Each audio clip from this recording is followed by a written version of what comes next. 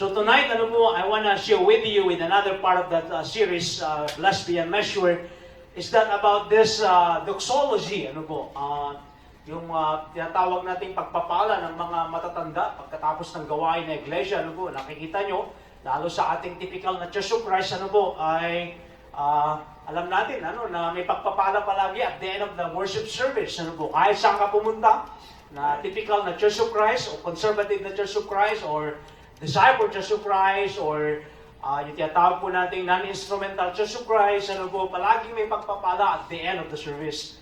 Yung tumatayo yung mga matatanda sa iglesia, mananalangin sila, at sasabihin nila, at ngayon! Gano'n, makikita mo yung kamay nila, parang lilipad, sabihin nila, at ngayon! Alam mo na patapos na yung gawain, uwi-uwi ka na rin, alam mo, ay salamat, natapos din. Sa amin, sa Metroville, nung unang panahon, nung nandun pa kami, yung tungtungan ng matanda, na pagpapala, pag tinanggal mo yung tungtungan niya, mawawala siya bigla, parang magic. Kasi yung ilalim ng aming Lord's Table ay bautisterio, At meron lang nilalagay doon ng mga naglilinis ng kapilya kapag Sabado, natutungtungan ng elder. Madilim na bahagi po yun. Hindi mo nakikita kung nandun yung tungtungan, wala. At minsan, nakakalimutan ni Romeo na ilagay yung tungtungan, ng mga matatanda. At one time, nakalimutan niyang ilagay, at biglang tumayo si Brother Matt, the late Matt Ortola, biglang tumayo. Sabi niya, at ngayon, bigla siyang nawala, At sabi nila, saan na si Brother Matt? Nalagyan, doon sa Bautisterio, at nagtawa lang kami lahat, So, gano'n, alam mo, napatapos na yung gawain. So here, in Ephesians chapter 3, verse 20 and 21, that's where the message that I want to bring up to you this evening, when Apostle Paul told the Ephesians or the Ephesian brethren, na sabi niya na ultimately he was telling them, ultimately it will go back everything to God. And just like here in verse 20 and 21, it's just like a doxology or pagpapala, or just like a benediction. Sabi niya in verse 20 and 21, Ephesians 3, sabi niya, now to him who is able, this is the theme where it came from, yung blessed beyond measure, Now to him who is able to do immeasurably more than all we ask for or imagine. In other words, you will experience in your life, whether you like it or not, because you are a son of the living God, you will experience in your life, this is the premise of this message, you will experience in your life something that you never experienced before. Bagay-bagay na ang Diyos lamang na pwedeng gumawa.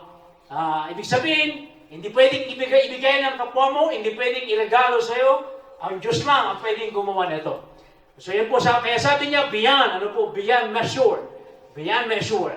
Sabi niya, more than all we ask, yung tinatawag po natin siksik-liklik kumahaba, beyond, Ang sinabi ng Biblia, na habulin ka ng pagpapala ng Diyos, kahit saan ka pumunta. Habulin ka ng pagpapala ng Diyos. Ayaw nyo ba nun? Kahit saan ka pumunta, nandun ang pagpapala, gugulungan ka pa niya. Kung ayaw mo, gugulungan ka pa niya. Now, let's continue reading. Sabi niya, according to His power that is at work within us, sabi niya, to Him, verse 21, to Him be all glory in the church, in Christ Jesus, throughout all generations, forever and ever. Amen. And so just like a benediction, it's just like sabi ko sa inyo, doxology means expressing praises to God, or yung tinatawag po natin, all glory belongs to God. Wala kang kukunin. Wala kang kukunin.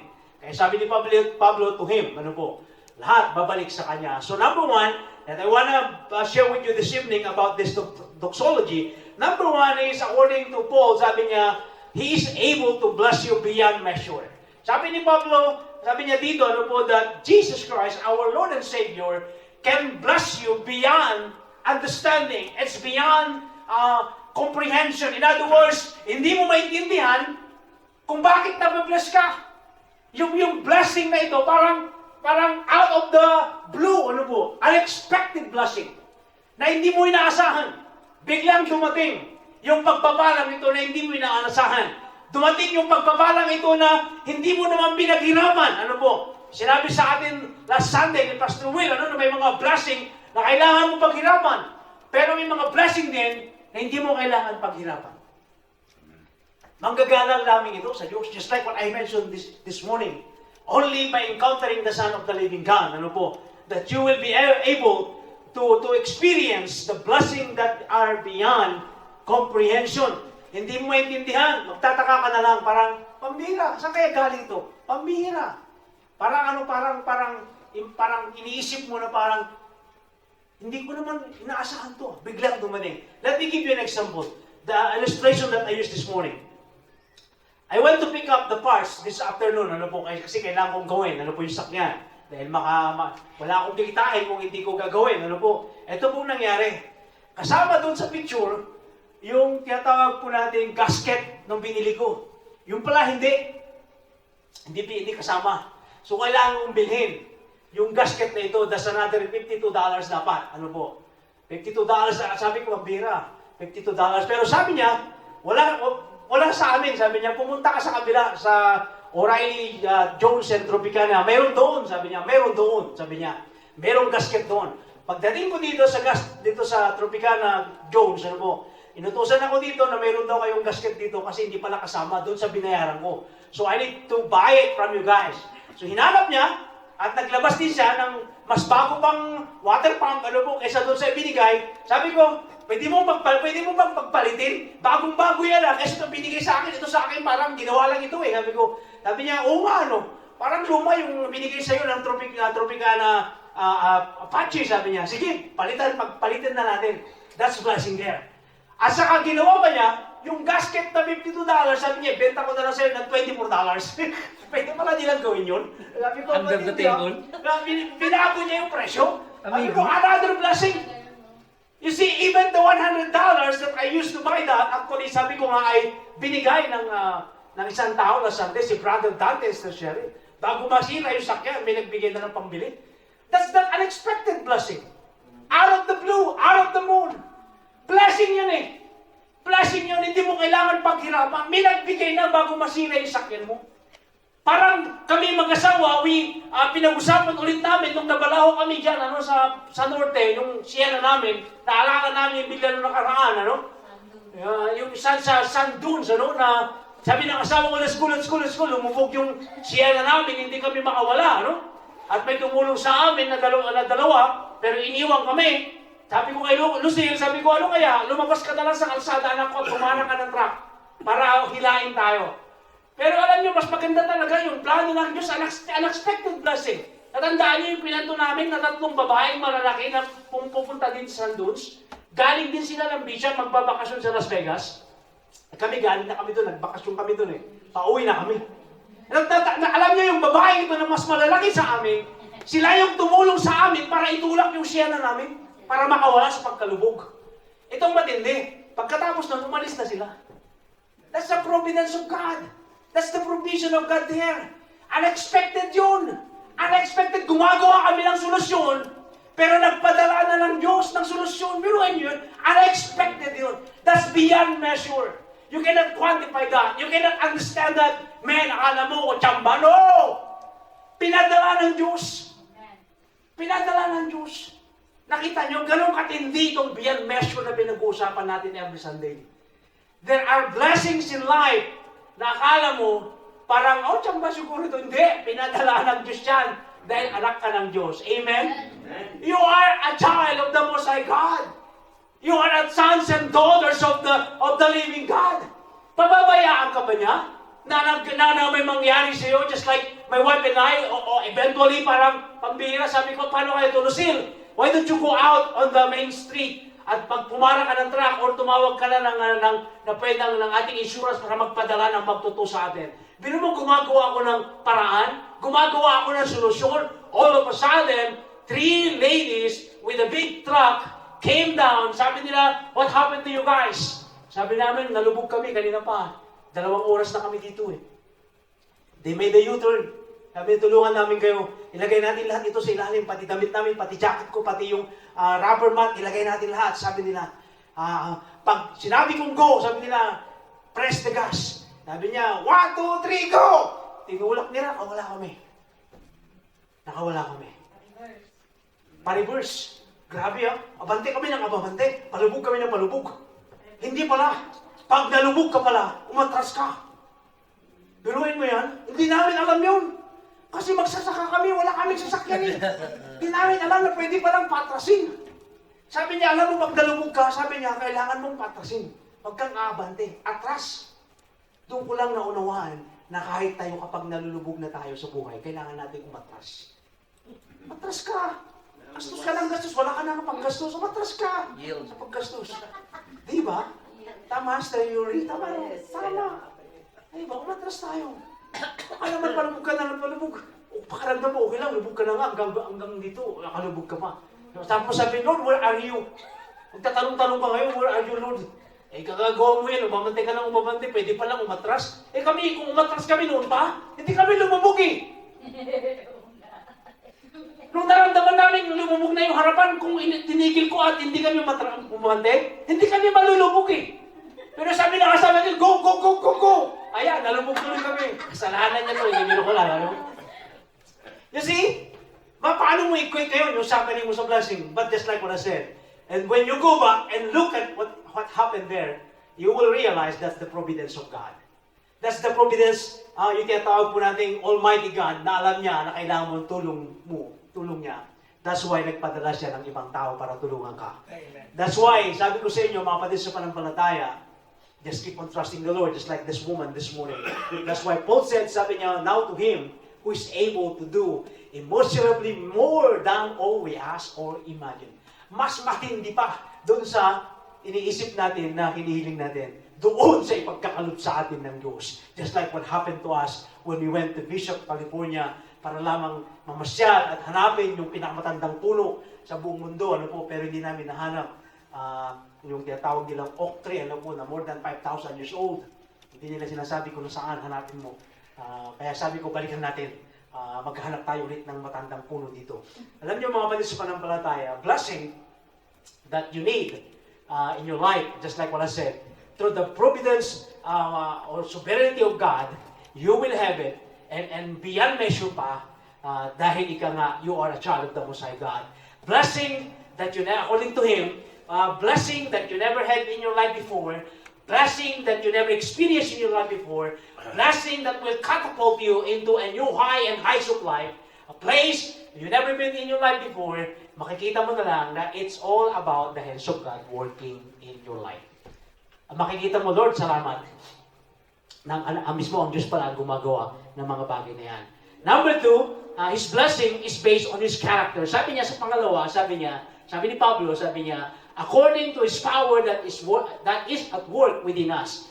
In other words, the blessing of God in your life, na hindi mo pa naranasan, na may experience mo in your life, never been in your life before, at pwede mong ikwento sa buong buhay mo, sapagkat napagtagumpayan mo, makikita mo, it is because, again, based on the character of God. Alam natin, ano po, ang Diyos po natin is a blessing, ano po, hindi lang yung pagkakilala. Ito, babasahin ko sa inyo, ano, hindi po ako si Ellen, basa, hindi po, ano, pero gusto kong basahin sa inyo, ano, in Romans 8, verse 32, about the generosity of God, para ma-appreciate nyo, mas malalim pa, yung appreciation nyo sa buhay nyo, sa mga pinagdaanan nyo, ano po, pinagdaanan natin, na alam mo, na mapagtatagampuyan mo lang, ano po, dahil sa Diyos, ano po, ito sabi niya, in verse 32, sabi niya, He who did not spare His own Son, but gave Him up for us all, sabi niya, how will He not also,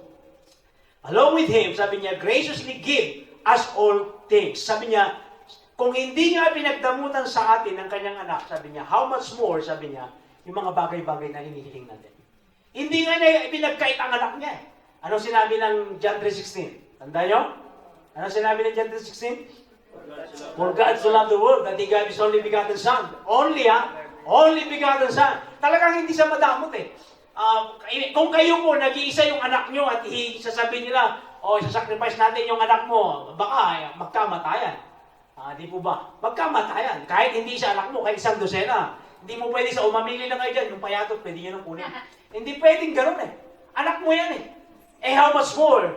The Son of the living God, ano po? His one and only begotten Son. Sabi ni John in the book of Romans, Paul in the book of Romans, sabi niya, kung ang anak niya ay hindi pinagkait sa atin, how much more doon sa mga bagay-bagay na hinihiling natin. Your blessing is according to His riches and His glory. Ano po? Hindi po sa kung ano po, at kung ano tayo, ang blessing ng Diyos na pwede nating masabing blessing na mag-equate, ano po, or makikita natin, even though when we are suffering, makikita natin that we are blessed, even in the midst of suffering, in the midst of struggling, ano po, or in sickness, or in bed, ano po, makikita natin at mararanasan natin yung blessing ng Diyos. One example na gusto kong gamitin dito, sorry po to mention yung Brother Benny, ano po, when Brother Benny was in the hospital, ano po, during his deathbed, ano po, actually, nasa bingit talaga siya ng kamatayan, it was because even doctors and nurses, they gave up on him. Tinawagan na nga nila si Vivian, sabi nila kay Sister Vivian ay, isang salita mo lang, tatanggalin na namin lahat ang aparatos sa katawan ng tatay mo at mamamatay na siya. Pero mo, sabi nila ay, huwag na natin siyang pahirapan. Biruin mo. Sabi nila, huwag na natin pahirapan ng tatay mo. We need to let him go. Nung sinabi sa akin ng asawa ko, sabi ko, hindi ko sinagot ng direktahan ng asawa ko, pero sabi ko sa kanya, do you remember Brother Rohel? Sabi ko sa kanya, yung nanay niya na ilang beses nang namatay sa ospital, pero palagi niyang sinasabi sa doktor na kung mamamatay siya, mamatay siya. Sabi niya, let God be God in her life. O ilang beses? 3 beses, di ba? 3 beses. Na muntik nang mamatay yung nanay niya. Naabutan pa namin, parang 101 years old. Bago siya tuloy talagang namatay. Eh kung sabi ni Sister Vivian, sabi niya, o sige, tanggalin niyo na. Wala na siya dito. Hindi na kasi nakapag-jacket ng leather niya. Biruin niyo, hindi siya nagluluto ngayon ng pagkain natin every evening service. Biruin niyo. Eh sabi ng Diyos, hindi ka pwedeng mamatay pa kasi sino magpapakain ng evening service? Nakita niyo, yung ministry niya yan, magpakain sa atin every... Biruin niyo, what if, what if Sister Vivian decided, sige na nga, let my father go. Tinanggal na nila ang mga aparatos. But my wife and I decided that Sunday, sabi namin, we need to tell people around the world to pray for him. Anong nangyari kinabukasan? Tinawagan nila. Uy, ang tatay mo gising na, pumunta kayo dito. Mamamatay na ng Sunday, nag-ask kami ng more than 300 people na mag-pray, kinabukasan, buhay. Amen. Anong ibig sabihin ng God answered the prayer of this more than 300 people? And of course, the decision of my wife, na hindi wag tanggalin. That's blessed beyond measure. Paano may kukanti pa yung suffering niyo? Pero but because of the suffering, Brother Benny will praise the Lord his God for the rest of his life.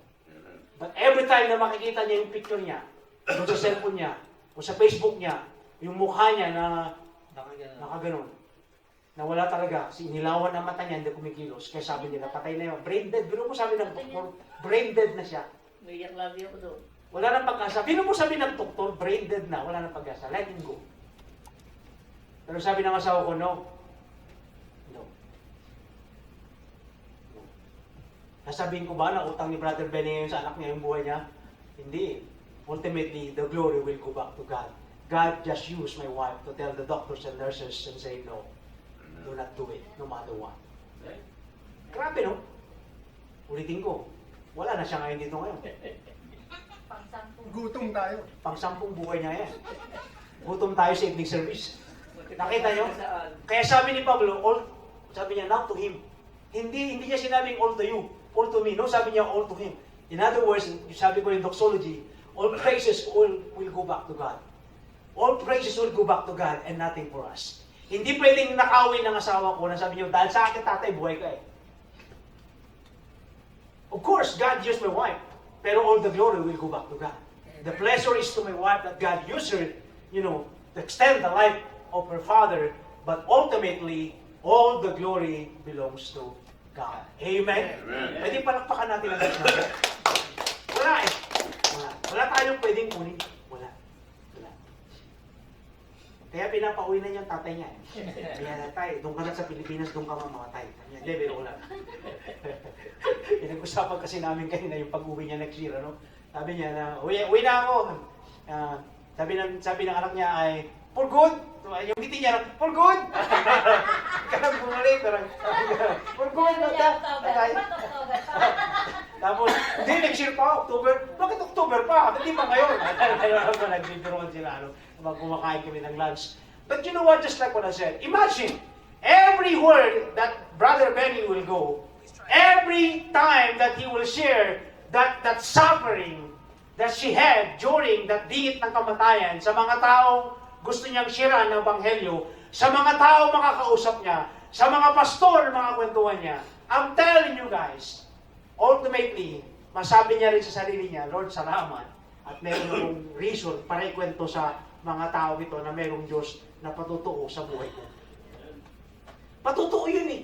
Witness yun eh. Na dahil sa Diyos, buhay pa siya. Dahil sa Diyos, malakas siya.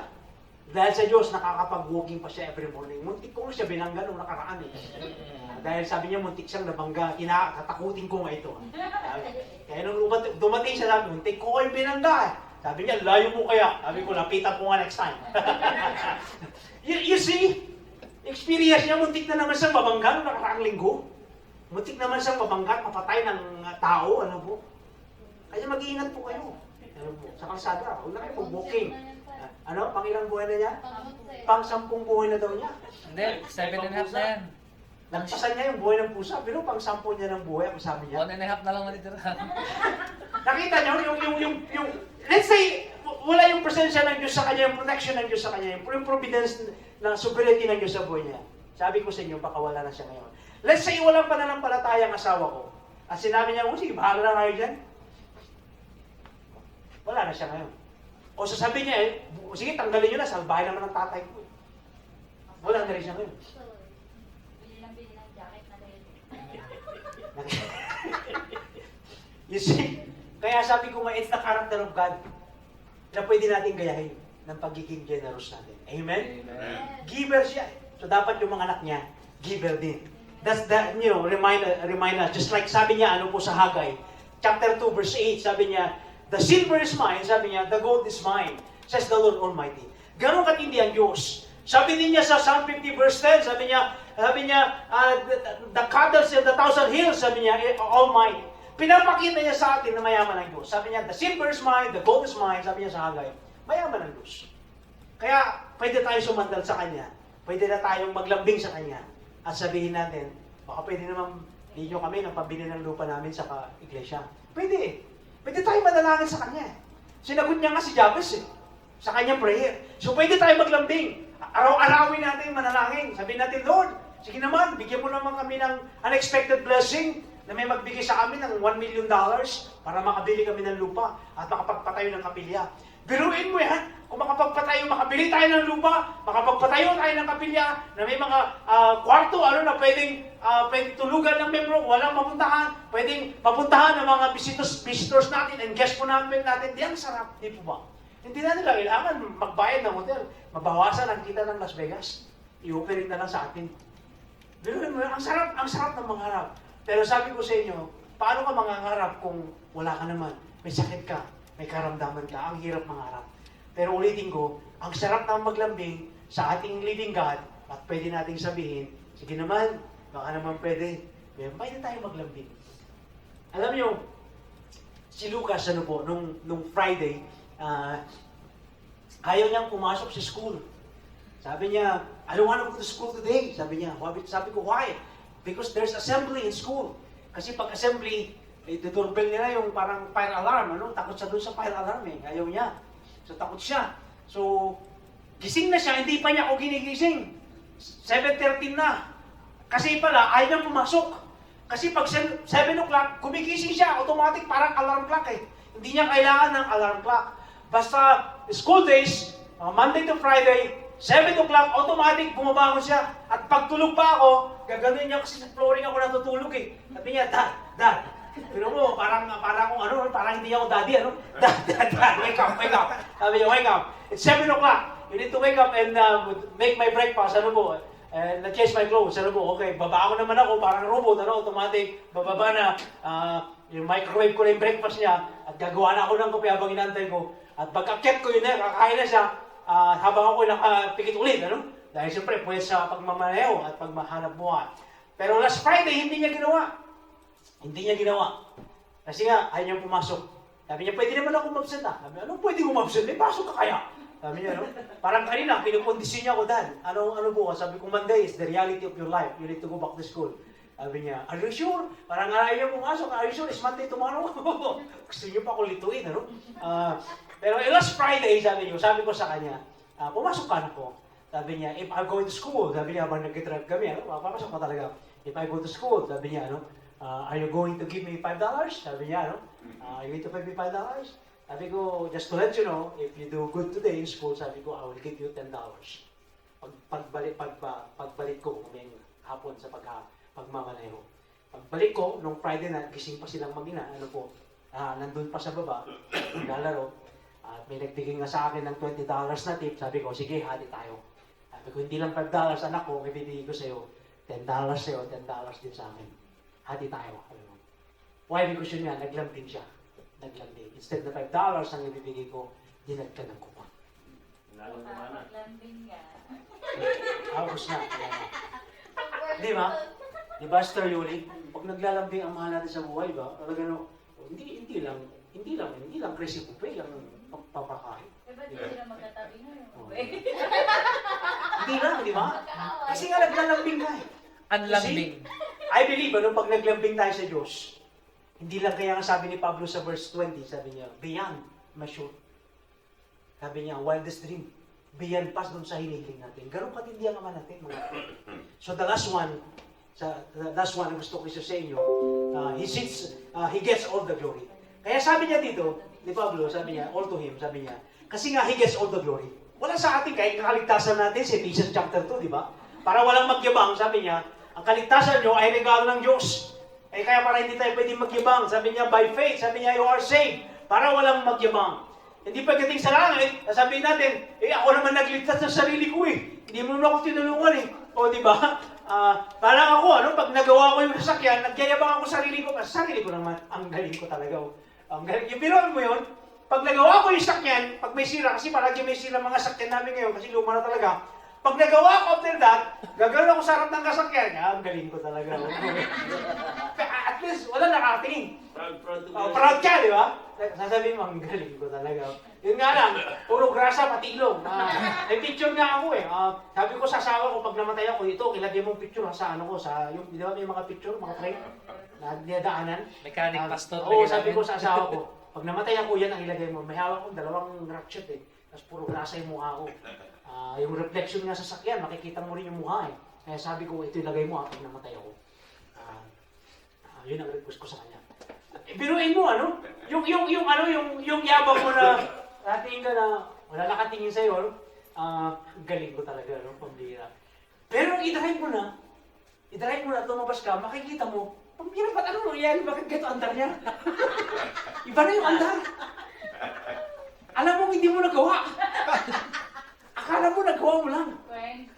Pero hindi mo nagawa. Or, nagawa mo, pero yung manibana niya, ganyan. Hindi naka-align. Sabi ko, mambira.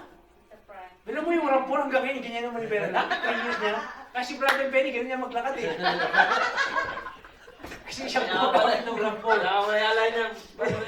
Nakagalan pa yung manibana. Hindi ko pa inaalay eh. Nag-relate eh. Pero mo, pinalitan ko lang tie and run during the pandemic, 2020. 23 na. Hindi ko pa napapalay. Pinalay ko na yung ramp, yung Sienna, saka yung Honda, pero yung ramp po, hindi pa. Kaya tignan nyo, mamaya si Brother Benny magkakaroon. Yan. Matignan nga. Kasi araw-araw yung ginagamit yung ramp. May Nakaganyan. content Hindi balik ka. na pala dito. Nakaganyan. Sabi ko, kawawa naman ito. Okay lang ba yan? Sabi niya, okay lang. Sabi niya, okay lang. Hindi pa alignment eh. Sabi ko, okay lang, sanay naman ako. Sanay daw siya. Driver ng Sige, jeep. sanay ka nga. Ayun, sanay na nga siya. Pati katawan, nakaganyan na. Kaya alam niyo mga kapatid sa pananampalataya, sabi ko sa inyo, magyabang tayo sa sarili natin. Huwag tayong magyabang sa iba. Sinabi naman ng Biblia, di ba? Huwag mong buhatin ang sarili mo. Wala sa Biblia, baka na yun. Proverbs yata o Psalm, hindi ko malala, pero hayaan mong purihin ka ng ibang tao. It's biblical. Ibig sabihin po sa kasibihan po natin, huwag kang magbuhat ng sarili mong bangko. Baka nga, pag umupo ay lumagapak ka kasi yung paa ng mga bangkong inupuan ay sira pala. Hindi mo pala nagawa. Kaya hindi ko, sabi ng pamangking ko nung ginagawa namin yung CB boots ng Sienna, Tito, bakit hindi mo YouTube? Sabi ni Julius, Tol, YouTube mo nga yung mga ginagawa mo. Iabangan mo naman kami, YouTube mo kaya, para maraming ma-bless. Sabi ko, hindi ako pwedeng magyabang eh, hindi ako certified. Sabi ko, Hindi ako pwedeng, hindi ka naman magyayabang eh, para may matutunan yung iba.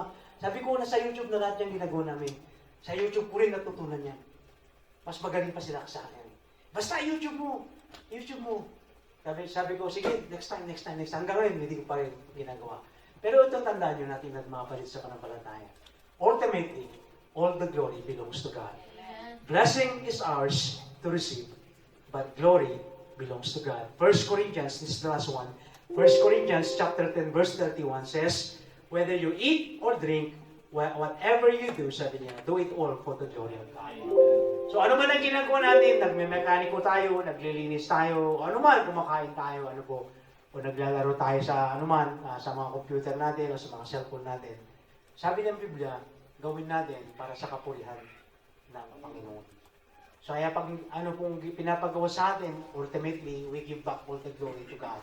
Huwag tayong kumuha kahit isa, huwag natin nakawin ang glory niya because glory belongs to God. Let's bow down and pray. Dakilang Diyos na makapangyarihan sa lahat, kami po Panginoon ay dumudulog at nagpapasalamat because Lord, help us Lord to give back all the glory to you. Help us Lord to glorify you just like what you said that even the Father glorify me. The Son said, as I glorify you. So even as Lord, help us to glorify you all the time in our lives. Whether we sleep or we are awake, help us Lord to glorify you. Whether we are eating or drinking or everything that we do, help us Lord to give back all the glory to you. Just like Apostle Paul said that to Him all the glory. Because you deserve all glory and power and honor because you are our God, our Savior, our Lord. You are the King of Kings and Lord of Lords. And so you deserve everything, Lord. So help us today and tonight to give back all the glory to you, Father. And if you help us to be used by your kingdom or by your Son or by the Holy Spirit to help others or to be a blessing to other people, Lord, help us to give back all the glory. Pwede kaming magyabang sa sarili namin. Sabi nga ni Pablo, magyabang tayo sa sarili natin at huwag sa iba. Dahil minsan, Lord, pag nagyabang kami ay sabi nila ang yabang nila. But Lord, humble us instead. Dahil alam namin, Lord, na ang mga ginagawa namin ay ginagawa lang namin ito dahil sa iyo. Hindi dahil sa sarili naming kapurihan, hindi dahil sa sarili naming kaharian, Panginoon. Lahat para sa iyo.